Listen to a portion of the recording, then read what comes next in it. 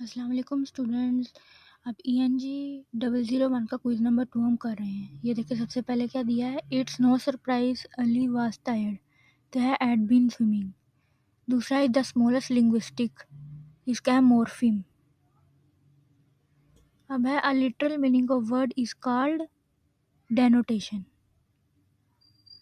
अब फोर्थ है नेचुरल का sport prices fall as a result of relative, तो इसका फॉल ऑप्शन है। और नंबर 5 पे है they received a high mark on their exam, तो इसका है बिकॉज।